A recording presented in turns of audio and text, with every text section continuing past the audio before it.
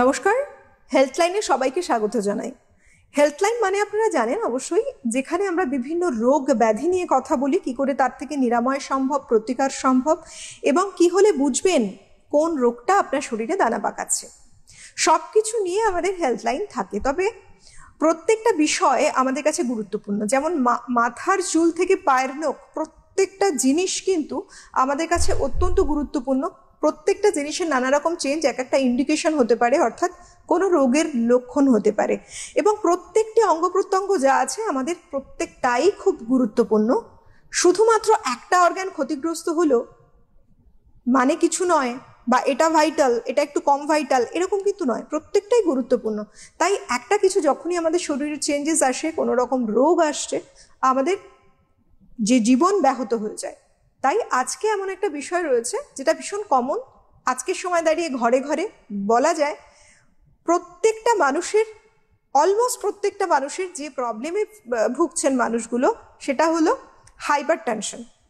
Hyper tension বিভিন্ন কারণে হয়, আমরা কিছু কিছু ক্ষেত্রে জানি স্ট্রেস, টেনশন থেকে শুরু করে আরও অনেক অনেক কারণ। কিন্তু প্রকৃত অর্থে আমরা যদি কোনো সঠিক কিছু জানতে চাই, সেটা তার কাছেই জানতে পারি যিনি এই বিষয় বিশেষজ্ঞ, অর্থাৎ একজন সুচিকিৎসক, যার পরামর্শ মেনে যদি আমরা চলি, যার বিধান মেনে যদি আমরা চলি, তাহলেই কিন্তু আমরা সুস্থ থাকবো, ভালো থাকবো। আজকে হাইপার টেনশন বিষয়, এই বিষয়ে যিনি বিশদে আলোচনা করবেন, কি আমরা কাকে বলছি হাইপার টেনশন, কেন হয় এটা, আসলে কি প্রতিকার সম্ভব কি না, এবং কি ধরনের আমাদের লাইফস্টাইল নিয়ন্ত্রণে থাকলে হাইপার টেনশন থেকে আমরা বাঁচতে পারি, সব বিষয়ে যিনি আলোচনা করবেন আমাদের স্টুডিওতে উপস্থিত রয়েছেন চিকিৎসক পিয়ালি সরকার। টপিক আজকে থাকছে hyper tension. Doctor Piyali Sarkar, consultant nephrologist and transplant physician. অনেক স্বাগত ডক্টর।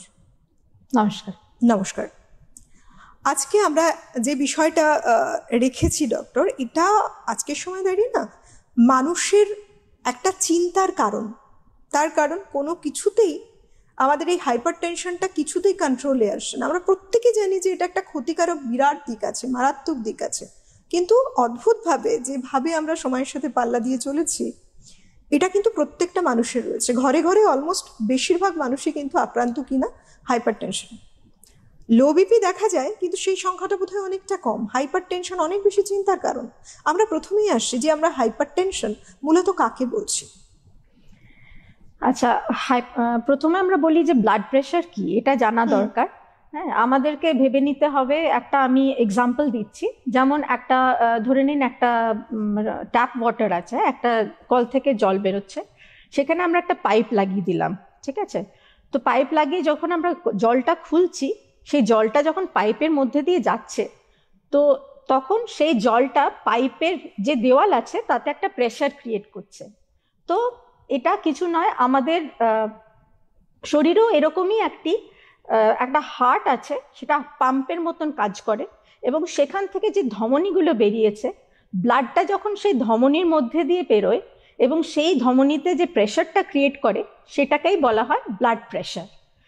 এখন ব্লাড প্রেশার নর্মালি আমরা যেটা মেজার করি সেটা হচ্ছে সিস্টোলিক অফ 120 আর diastolic of 80 millimetres of mercury.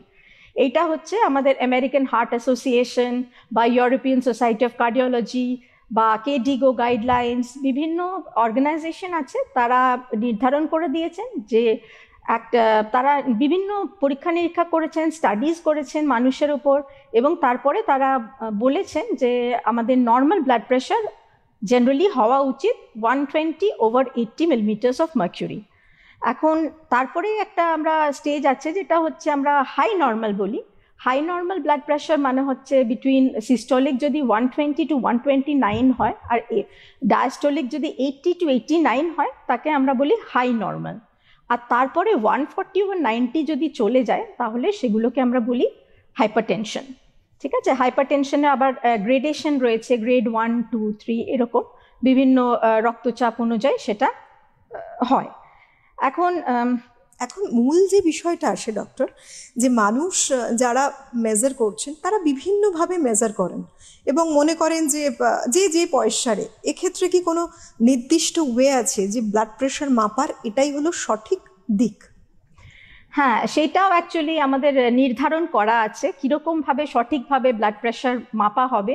কারণ হচ্ছে যে সঠিকভাবে যদি ব্লাড প্রেশারটা না মাপা হয় তাহলে কিন্তু এর অনেক এরর চলে আসে, ঠিক আছে। তো আইডিয়ালি যেটা করা উচিত সেটা হচ্ছে একটি মানুষের যখন ব্লাড প্রেশার না মাপা হবে তার আধ ঘন্টা আগে থেকে তাকে একটুখানি স্থিত হতে হবে, অ্যাটলিস্ট 10 মিনিটস আগে তিনি এসে বসবেন, ঠিক আছে। বসবেন, কিভাবে বসবেন, তার স্ট্রেট একদম ব্যাকটা স্ট্রেট থাকবে, পাটা মাটির উপরে থাকবে, তিনি কাম অ্যান্ড কোয়াইট থাকবেন 5 মিনিট, তার সঙ্গে কোনো রকম কোনো কথা বলা হবে না, তিনি কোনো মোবাইল দেখবেন না বা কোনো রকম কারোর সঙ্গে কোনো রকম কোনো ইন্টারাকশন হবে না, তিনি একদম কাম অ্যান্ড কোয়াইট মাইন্ডে হলেন। এরপরে আমাদের ব্লাড প্রেশারের যে ইনস্ট্রুমেন্টটা সেটা এখানে বাঁধা হয় এবং যেই ডায়ালটা দিয়ে আমরা মাপি সেইটা should be at the level of the heart, ঠিক আছে। এইগুলো হচ্ছে অ্যাকচুয়াল নিয়ম। তার আগে কিন্তু পেশেন্টকে কিন্তু তার আগে টয়লেট করে নিতে হবে এবং পেশেন্ট যেন, আমি পেশেন্ট বলছি বা যে কোনো মানুষই তার আগে যেন ব্যথার ওষুধ এগুলো যেন অ্যাভয়েড করেন, ঠিক আছে। এইগুলো হচ্ছে আইডিয়াল নিয়ম, এরকমভাবে ব্লাড প্রেশার মাপা উচিত। এখন যখন এইরকম যদি আইডিয়াল সিচুয়েশন যদি না থাকে, একজন মানুষ যদি ধরে নিন হাঁপাতে হাঁপাতে এলেন, এসে নিয়ে আমাদের ক্লিনিকে যদি ব্লাড প্রেশার মাপালেন, তাহলে কিন্তু তার হার্ট রেট বেশি থাকবে, তার সিম্প্যাথেটিক একটা ইনারভেশন, সিম্প্যাথেটিক একটা কি বলবো একটা স্টিমুলেশন থাকবে, যার জন্যে তার ব্লাড প্রেশারটা কিন্তু বেশি দেখাতে পারে, ঠিক আছে। আবার তেমনি অন্য অনেক রকম এরর দেখাতে পারে। হ্যাঁ, ব্লাড পেশেন্টরা এখন ডক্টরের কাছে যাচ্ছে, সেই একটা যদি ওনার একটা মনের মধ্যে একটা ভীতি থাকে, সেটার জন্য হোয়াইট কোট হাইপারটেনশন হতে পারে। তো আইডিয়াল সিচুয়েশনে এইরকম ভাবে ব্লাড প্রেশার মাপা উচিত। হাইপারটেনশন নিয়ে মানুষের মনে কিন্তু নানা প্রশ্ন থাকে। এবার ন্যাচারালি মানুষ বুঝতে পারে না যে জানে অনেক রকম ক্ষতি হতে পারে হাইপারটেনশনে, কিন্তু তবুও সাধারণত কি কি ধরনের ক্ষতি হয় হাইপারটেনশনে এবং আদৌ কি এগুলোকে প্রিভেন্ট করার কোনো মাধ্যম আছে? কারণ দীর্ঘদিন বহু মানুষ হাইপারটেনশনে রয়েছেন, মেডিসিন খাচ্ছেন, অনেকের মনে এটাও প্রশ্ন থেকে যায় যে এটা কি লাইফ লং আমাকে খেয়ে যেতে হবে মেডিসিন? হ্যাঁ, এটা তো খুবই রেলেভেন্ট একটা কোয়েশ্চেন। এখন যেটা আপনি প্রথমে আমাকে জিজ্ঞেস করলেন যে এইটা ক্ষতিকারক কিনা। আমরা যেমন জানি আমাদের এই ধমনির মাধ্যমে আমাদের মাথার চুল থেকে পায়ের নখ অবধি সব জায়গায় ব্লাড পৌঁছয়, ঠিক আছে। তো সুতরাং এটা এভিডেন্ট যে আমাদের ব্রেন, আমাদের চোখ, আমাদের হার্ট, আমাদের লিভার, আমাদের লাংস, আমাদের কিডনি, স্কিন, সমস্ত কিছুতে ব্লাড সাপ্লাই করছে এই ধমনী। এখন ব্লাড প্রেশার যদি অতিরিক্ত বেশি হয় তাহলে যে কোনো সময় হতেই পারে কি মাথার একটি ছোট ধমনী ছিঁড়ে গেল এবং তার থেকে ব্লিডিং হলো। এইটা একরকমের স্ট্রোক, হ্যামারেজিক স্ট্রোক, ঠিক আছে। সেটা যাদের হাই ব্লাড প্রেশার থাকে, উচ্চ রক্তচাপ থাকে, তাদের খুবই কমন।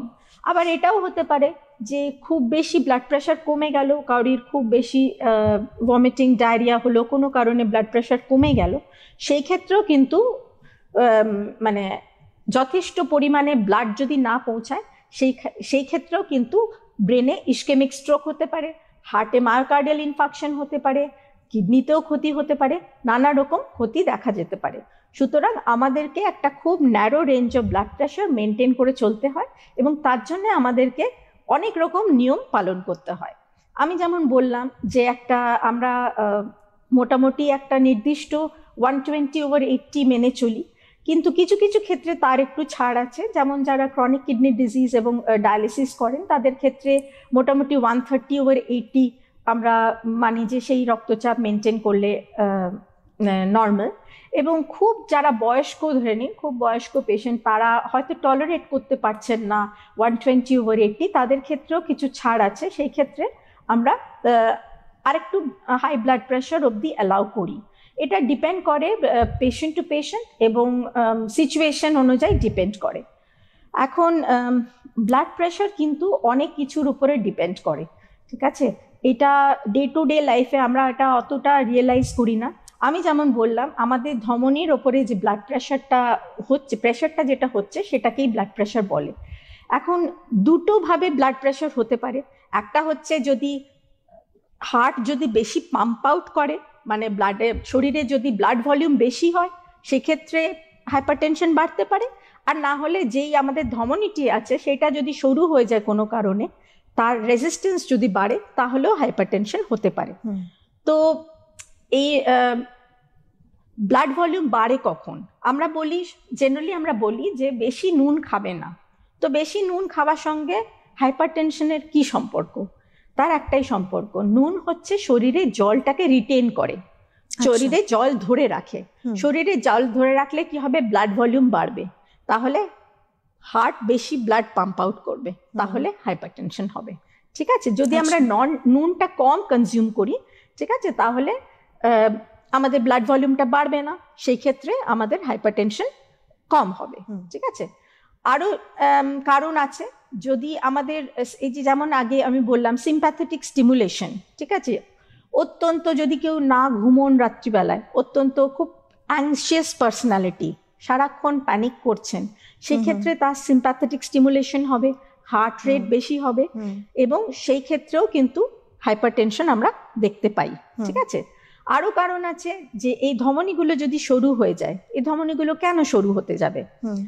তো তার কারণ হচ্ছে আমরা যদি ধূমপান করি, এটা খুব ইম্পর্টেন্ট রিজন। ধূমপান করলে আমাদের এই ধমনীগুলো সরু হয়ে যায়। আমাদের অনেক কারণে ক্যালসিফিকেশন হয়, যত বয়স বাড়তে থাকে এই ধমনীগুলোতে ক্যালসিফিকেশন হয়, অ্যাথেরোস্ক্লেরোসিস হয়, মানে লিপিড প্লাকস ফর্মেশন হয়। তো এই ধমনীগুলো আস্তে আস্তে সরু হওয়ার একটা টেন্ডেন্সি থাকে, যার জন্য আমরা দেখি যে বয়স্ক মানুষদের হাইপারটেনশন জেনারেলি বেশি দেখা যায়, যদিও এখন আমাদের কম বয়সীদের মধ্যেও হাইপারটেনশন যথেষ্ট পরিমাণে দেখা যাচ্ছে।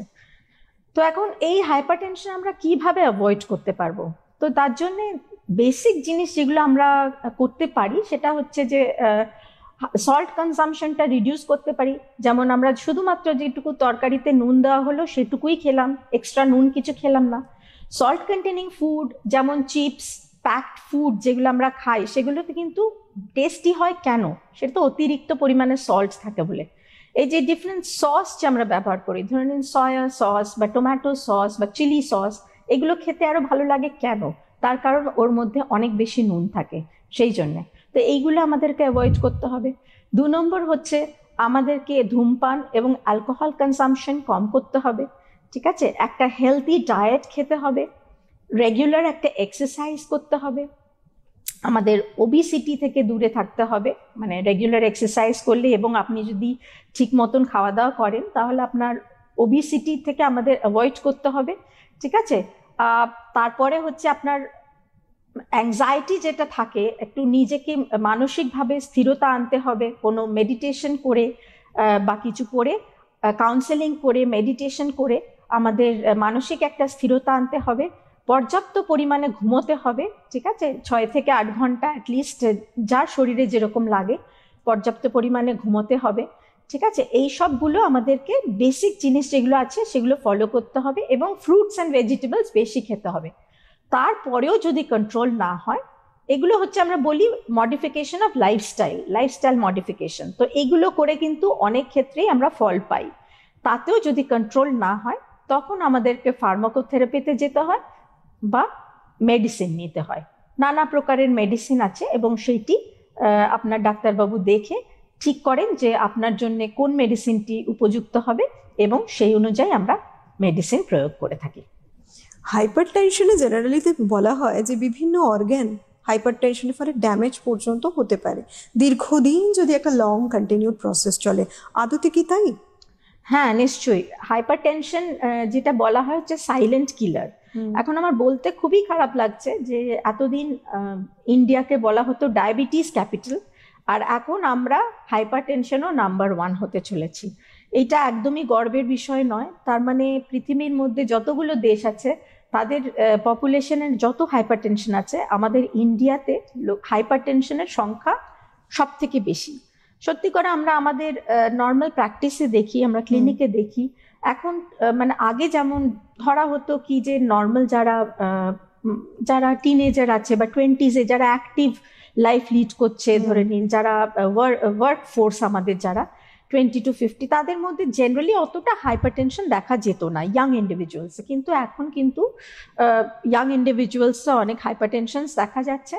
এবং আমার যেটা সাজেশন থাকবে সেটা হচ্ছে যে টিনেজ থেকেই মানুষের অ্যাটলিস্ট মাসে একবার করে নিজের ব্লাড প্রেশারটা মাপা উচিত, এবং সেইটা যদি একটু বেশি থাকে সেটা রিপিট করে দেখা উচিত, এবং সেই ব্লাড প্রেশারটা মনিটর করে তার জন্য তার হেল্প নেওয়া উচিত।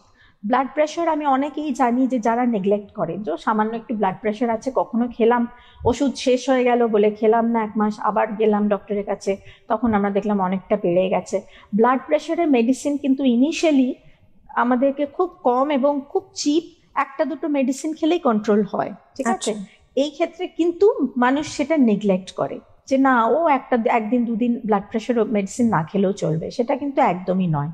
1-2 দিন যদি ব্লাড প্রেশারের মেডিসিন মিস হয় তাহলে কিন্তু রিবাউন্ড হাইপারটেনশন হয়ে একটা স্ট্রোক হওয়ার সম্ভাবনা অনেক বেশি।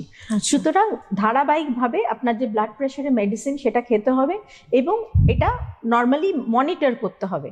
হ্যাঁ, আমার যেটা সাজেশন থাকবে আপনাদের চ্যানেলের মাধ্যমে, যে এখন মানে স্কুলেও আমাদের এগুলো স্ক্রিনিং করা উচিত বাচ্চাদের, মানে সিনিয়র সেকশনের বাচ্চাদের কোনো 9, 10, 11, 12 বাচ্চাদের কোনো ব্লাড প্রেশার থাকছে কিনা, কারণ এদের মানে অনেকটাই আনডায়াগনোজড রয়ে যাচ্ছে, ঠিক আছে? পরবর্তীকালে তারা একদম মানে অর্গান ড্যামেজ নিয়ে প্রেজেন্ট করছে। আমি যেহেতু কিডনি ডক্টর, আমরা তো প্রতিনিয়ত আমরা দেখছি যে ছোট ছোট বাচ্চারা তাদের মানে কিডনির রোগ নিয়ে আসছেন, কিন্তু ইনিশিয়ালি তারা কিছুই বুঝতে পারেননি, তার কারণ কিডনির রোগের খুব একটা বেশি সিমটমস থাকে না, এবং তারা কোনোদিনও ভাবেনও নি যে ব্লাড প্রেশার, ব্লাড সুগার এগুলো দেখানো উচিত, ঠিক আছে? আলটিমেটলি তারা যখন এসে পৌঁছচ্ছেন তখন এন্ড স্টেজ রেনাল ডিজিজ এবং তাদের ডায়ালিসিস এবং ট্রান্সপ্লান্টেশনে যেতে হচ্ছে। তো সুতরাং এটা যদি একটা স্ক্রিনিং এর একটা ব্যাপার থাকে আমাদের স্কুল চিলড্রেনে, অ্যাটলিস্ট ইয়ারলি কি 6 মান্থসলি কি একবার করে যদি স্ক্রিনিং করা হয় প্রত্যেকটা জায়গায়, ধরে নিন যেখানে কাজের জায়গায়, সব জায়গায় যদি একটা ব্লাড প্রেশার স্ক্রিনিং এর একটা ব্যবস্থা করা হয়, তাহলে আমার মনে হয় অনেকে অনেক উপকৃত হবে, এবং তাতে আমরা এই ব্লাড প্রেশারের যে প্রকোপটা সেটা অনেকটা নিয়ন্ত্রণে আনতে পারবো। এমনিতে আমাদের খুব ফাস্ট লাইফস্টাইল, অনেক অ্যাংজাইটি, টেনশন, অনেক রকম প্রবলেম, তার মধ্যে এই ব্লাড প্রেশারটা আরেকটা প্রবলেম নাই বা হলো। একদমই তাই, মানে একদম আনকন্ট্রোলড যদি থেকে যায় ব্লাড প্রেশারটা লাইফ থ্রেটনিং পর্যন্ত হতে পারে। হ্যাঁ হ্যাঁ, সেই জন্য সচেতন সতর্কতা অনেক বেশি দরকার। ব্লাড প্রেশার ধরে নিন ইনিশিয়ালি আপনার তো ব্লাড প্রেশারে খুব বেশি সিমটম হয় না, কিন্তু একটু বেশি দিকে যদি ব্লাড প্রেশার হয় তাহলে মাথা ঝিমঝিম করে, ধরে নিন, হ্যাঁ, কেউ কেউ বলে ব্যালেন্স নষ্ট হচ্ছে, বা ধরে নিন মাথা ধরছে, হ্যাঁ, বেশিরভাগ পিছনে মাথার পিছনটা ব্যথা করছে, ঘাড় ব্যথা করছে, নজিয়া হচ্ছে, হয়তো বমি বমি ভাব হচ্ছে, বা চোখে দেখতে অসুবিধা হচ্ছে, আবছা হচ্ছে, ইত্যাদি কারণে তখন কিন্তু আমার মনে হয় একজন ডক্টরকে কনসাল্ট করে অ্যাটলিস্ট বেসিক টেস্টগুলো করানো উচিত, যেমন ব্লাড প্রেশার, ব্লাড সুগার, এই জিনিসগুলি একটু দেখে নেওয়া ভালো। এই যে বর্তমানে এত বেড়ে গেছে ব্লাড প্রেশার, আজ থেকে অন্তত যদি পেছনে ফিরে তাকাই বেশ কিছু বছর আগে কিন্তু ব্লাড প্রেশার এই কনসেপ্টটা মানুষের মধ্যে সেভাবে ছিলই না। এখন মানুষ সতর্ক হচ্ছেন, সচেতন হচ্ছেন, ব্লাড প্রেশার চেক করাচ্ছেন, কিন্তু দেখা যাচ্ছে যে এই যে যেমন বললেন যে বাচ্চাদের মধ্যেও দেখা যাচ্ছে যে তারা অর্গান ড্যামেজ নিয়ে প্রেজেন্ট করছে। বিভিন্ন বয়স নির্বিশেষে মানুষের মধ্যে এত ছড়িয়ে পড়েছে ব্লাড প্রেশার। বেসিক্যালি কি কি কারণে এই ব্লাড প্রেশার হয়, কারণগুলো কি? হ্যাঁ, আসলে আগেকার দিনে তো আমরাও যখন ছোট ছিলাম তখন আমাদের লাইফস্টাইলটা একদমই অন্যরকম ছিল, তখন এত ফাস্ট ফুডের প্রচলন ছিল না, আমরা প্রত্যেকদিন বিকেলবেলা স্কুল থেকে এসে খেলতে যাওয়া আমাদের একটা কম্পালসারি ছিল। হ্যাঁ, আমাদের বাবা মারা আমাদেরকে একদম মানে পুরো মানে খেলতে যাওয়াটা আমাদের রুটিনের মধ্যে ছিল, ডেলি রুটিনের মধ্যে ছিল, খেলার অনেক জায়গাও ছিল, মাঠ ছিল, পার্ক ছিল, সেখানে আমরা খেলাধুলা করতাম। হ্যাঁ, তো এখনকার দিনের বাচ্চারা তো সেই সুযোগটা পাচ্ছে না। 1 নম্বর হচ্ছে তাদের একটা বাইরে খাওয়ার একটা প্রবৃত্তি, যেমন পিৎজা, পাস্তা বা ধরে নিন বার্গার, হ্যাঁ, বা ধরে নিন রোল, মোমো, এইগুলো কিন্তু একদমই হেলদি ডায়েট নয়। এগুলোতে অনেক ইনগ্রিডিয়েন্টস থাকে অ্যাপার্ট ফ্রম সল্ট, হ্যাঁ, অনেক কিছুই থাকে, সল্ট থাকে, ডিফারেন্ট সস থাকে, প্রেজারভেটিভ থাকে, চিজ থাকে, যেগুলো আপনার খুব বেশি খাওয়াটা খুব একটা হেলদি নয়। তো যার কারণে বাচ্চারাও এখন অনেক বেশি এফেক্টেড হচ্ছে, এবং বাচ্চাদের অনেক বেশি আপনার ওবিসিটি দেখা যাচ্ছে, হাই কোলেস্টেরল দেখা যাচ্ছে বাচ্চাদের মধ্যে, স্কুল গোয়িং চিলড্রেনদের মধ্যে ওবিসিটি এবং কোলেস্টেরলের হার অনেক বেশি। তারপরে এখন ওরা অনেক বেশি কম্পিটিটিভ এনভায়রনমেন্টে গ্রো করছে, তাদেরকে নানা ব্যাপারে এক্সেল করতে হবে, তাদেরকে সুইমিংয়েও ভালো হতে হবে, তাদেরকে টেনিসেও ভালো হতে হবে, তাদেরকে পড়াশোনায় ভালো হতে হবে, তাদেরকে আঁকাতেও ভালো হতে হবে। আমাদের কিন্তু এত কম্পিটিশন ছিল না। তো বাবা মাদের যেটা ওদের কাছ থেকে একটা এক্সপেকটেশন, যার জন্য বাচ্চারা এখন কন্টিনিউয়াস কিন্তু একটা মেন্টাল চাপে থাকে, তারা এক্সপ্রেস করতে পারে না, কিন্তু তারা মেন্টাল টেনশনে থাকে। তো আমার মনে হয় যে এইসব সব জিনিস মিলিয়ে বাচ্চাদের মধ্যে একটা এইসব হাইপার টেনশন বা ডায়াবেটিস বা ওবিসিটি, এইসব রোগগুলো এখন মানে কোনো এজ নির্বিশেষে এখন বাচ্চাদের মধ্যেও অনেক বেশি দেখা যাচ্ছে। তারপরে ধরে নিন টিনেজার তাদের নিজস্ব প্রবলেম আছে, ঠিক আছে, তারা কলেজে যাচ্ছে এবং সেখানেও খুব কম্পিটিটিভ অ্যাটমসফিয়ার, আমি বলবো না আরো পারিপার্শ্বিক তো প্রচুর টেনশন রয়েছে, ঠিক আছে। তো সেই সব ব্যাপারে টিনেজাররাও এখন প্রচন্ড টেনশনে থাকেন।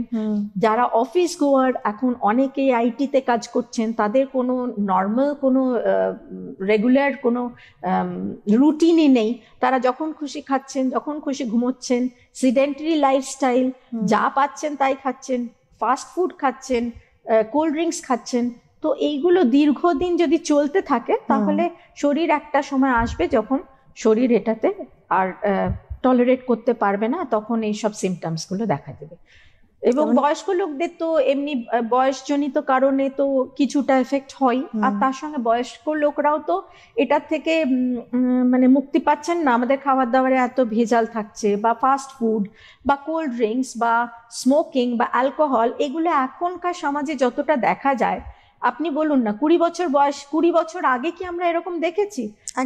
একদমই এরকম ছিল না। লাইফস্টাইল ড্রাস্টিক্যালি চেঞ্জ হয়েছে, এবং লাইফস্টাইল যদি ড্রাস্টিক্যালি চেঞ্জ হয়, তার সঙ্গে যে বদ জিনিসগুলি আছে সেগুলোও চেঞ্জ হবে, এবং সেই জন্য আমরা এইসব ডিজিজেস গুলো এখন দেখতে পাচ্ছি, যেগুলো আগে আমাদের সোসাইটিতে কিন্তু এত প্রচলিত ছিল না। সত্যি তাই, বেশ কিছু জিনিস এমনভাবে বেড়ে গেছে বর্তমান সময়ে দাঁড়িয়ে। কম্পিটিশন তো আছেই, তার মধ্যে এই যে মেন্টাল স্ট্রেস, টেনশন, শুধুমাত্র হাই বিপি কেন, বহু নানা রকম সমস্যা হচ্ছে মানুষের।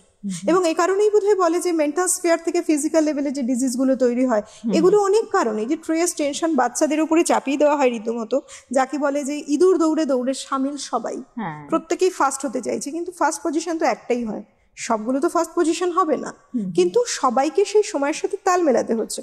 সাফারার বাচ্চা থেকে একেবারে বয়স্ক সব মানুষ, এইটা একটা বড় কারণ, সমাজে একটা অনেক বড় চিত্র পাল্টেছে।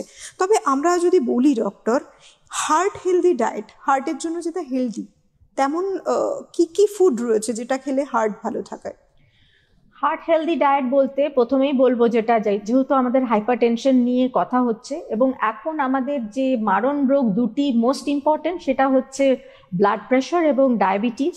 এই দুটো নিয়ে আমরা খুব চিন্তিত, এবং এই দুটি মানে ধরে নিন 80 to 90% আমরা যে ইলনেসগুলো দেখি, ক্রনিক ইলনেসগুলো, হার্টের বলুন, কিডনির বলুন, এই দুটি জিনিসই কিন্তু কন্ট্রিবিউট করছে।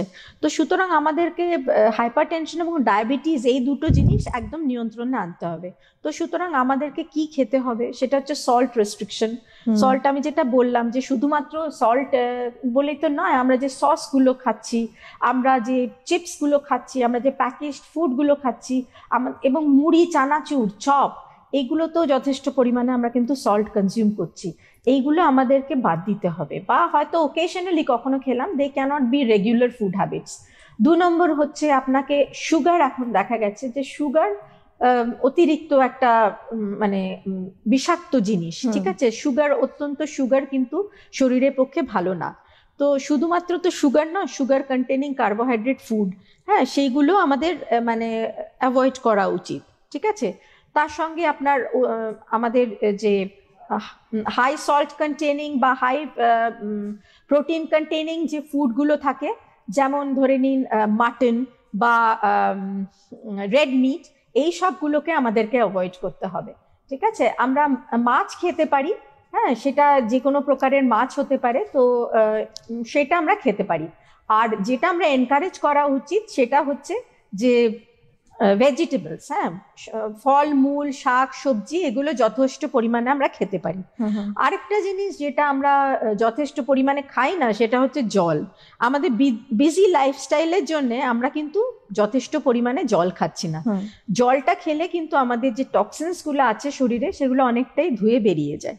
তো সুতরাং এই মানে জলটাও পর্যাপ্ত পরিমাণে আমাদেরকে খেতে হবে। ঠিক আছে, তো এইসব গেল নর্মাল যেগুলো ফুড আমাদের। আর ডেফিনেটলি আমাদের অ্যালকোহল অ্যাভয়েড করতে হবে, স্মোকিং অ্যাভয়েড করতে হবে, সেটা তো আমরা সবাই জানি। হ্যাঁ, এইসবগুলো প্যাকেজড ফুড, কোল্ড ড্রিঙ্কস এগুলো অ্যাভয়েড করতে হবে। অত্যধিক মাত্রায় কফি বা চাও অত্যধিক মাত্রায় খাওয়াটা ঠিক নয়। এগুলো এই জিনিসগুলো তো আমাদেরকে অ্যাভয়েড করতে হবে। এবং তার সঙ্গে যেটা খুব রেলেভেন্ট সেটা হচ্ছে মুড়ি মুড়কির মতন ব্যথার ওষুধ খেলে কিন্তু চলবে না। আচ্ছা, এটাও কি কোথাও একটা গিয়ে এফেক্ট করে? হ্যাঁ, অফকোর্স ব্যথার ওষুধ, এক নম্বর তো হচ্ছে ব্যথার ওষুধে কিছু কিছু এনসেডস যেগুলো মেডিসিন থাকে সেগুলো আমাদের শরীরে সল্ট রিটেনশন করে, হ্যাঁ, সল্ট এবং ফ্লুইড রিটেনশন করে। আর তার সঙ্গে এই ব্যথার ওষুধ ডাইরেক্টলি কিন্তু কিডনিকেও এফেক্ট করে। তো সুতরাং এ তো নানা রকম অসুবিধা আছে। একদমই। ডক্টর, ট্রিটমেন্ট কি আছে ব্লাড প্রেশারের? তো ব্লাড প্রেশারের দু রকম ট্রিটমেন্ট। আচ্ছা, প্রথমে আরেকটা জিনিস আমি যেটা আগে বলিনি সেটা আমার বলে দেওয়া দরকার মনে করছি। ধরে নিন কাউরির কোনো মানুষের হয়তো ব্লাড প্রেশার বারবার হাই আসছে, ঠিক আছে, তো উনি আমি যেটা সাজেস্ট করব সেটা হচ্ছে, আমি যেটা আমার পেশেন্টদেরকে বলি সেটা হচ্ছে উনি কাউকে দিয়ে দুবেলা করে ব্লাড প্রেশার মনিটর করুন, মাপান এবং একটা চার্ট মেনটেন করুন। এবং সেই চার্টটা যখন তিনি নেক্সট যখন ডাক্তারবাবুর কাছে যাচ্ছেন সেই চার্টটি নিয়ে যান। তাহলে ডাক্তারবাবুর দেখতে সুবিধা হবে যে কোন সময় প্রেশার সার্জটা হচ্ছে এবং সেই অনুযায়ী উনি ওষুধের মডিফিকেশন করতে পারবেন। আর আরেকটা যেটা, যারা ধরে নিন খুব প্রেশার ফ্লাকচুয়েট করছে, কখনো হাই কখনো লো, বোঝা যাচ্ছে না কিসের জন্য এটা হচ্ছে, তাদেরকে আমরা বলি অ্যাম্বুলেটরি ব্লাড প্রেশার মনিটরিং। সেটা আর কিছু না, একটা মেশিন লাগিয়ে দেওয়া হয় মানুষের শরীরে এবং সেটা উনি 24 ঘন্টা ধরে যাই করছেন সেই মেশিনটা লাগানো থাকে এবং 24 ঘন্টা আমরা মনিটর করি ওনার ব্লাড প্রেশারটা কিরম থাকছে সারাদিনে। এবং সেইটা দেখে আমরা ডিটারমিন করতে পারি যে ওনার ব্লাড প্রেশারটা কিরকম, তার হাই হচ্ছে না লো হচ্ছে, কোন সময় কি হচ্ছে, সেই জিনিসটা আমাদের বুঝতে সাহায্য করে। এবং এইগুলো করলে আমাদের কিন্তু ব্লাড প্রেশার মনিটরিং এ অনেকটা সুবিধা হয়। আচ্ছা, ট্রিটমেন্ট কি শুধু মেডিসিনাল ওয়েতে ট্রিটমেন্ট? হ্যাঁ, যেটা আমি বললাম লাইফস্টাইল মডিফিকেশন এবং তার সঙ্গে আপনার মেডিসিন তো ডেফিনেটলি আছে। তো ব্লাড প্রেশারের মেডিসিন এখন অনেক প্রকারের হয়, অনেক গ্রুপের হয়। আর depending upon the situation, on the condition of the patient, যিনি ফিজিশিয়ান আছেন তিনি বুঝে ডিটারমিন করেন যে কোন মেডিসিনটা এই পেশেন্টের লাগবে, তো সেই অনুযায়ী ঠিক করা হয়। সুতরাং ব্লাড প্রেশার যেটা বহু মানুষের সমস্যার একটা জায়গা, তার সাথে সাথে বলবো এটাও সমাধানও আছে।